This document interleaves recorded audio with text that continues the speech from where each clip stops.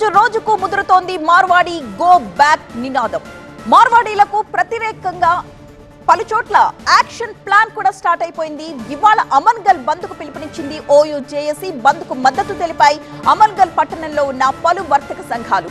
దీంతో అప్రమత్తమైన పోలీసులు హైదరాబాద్ లో పలువురు నేతల్ని ముందస్తుగా అరెస్టులు చేశారు.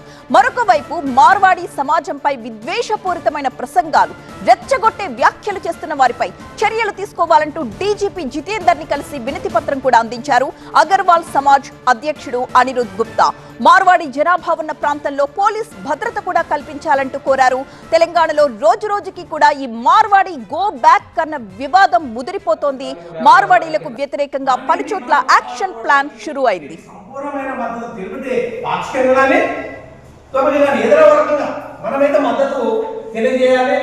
మీరేం మమ్మల్ని ప్రెషర్ పెట్టాల్సిన అవసరం లేదు. మీరేం ఇబ్బంది చేయకండి. ఇక్కడ ప్రతి ఒక్క యూనియన్లకి వచ్చారు అధ్యక్షుడు, ప్రధాన కార్యదర్శుడు. ఆ యూనియన్ లో గ్రూప్ ఉంటుంది. రేపు ఖచ్చితంగా బంధు అని వాళ్ళు మెసేజ్ పాస్ చేస్తే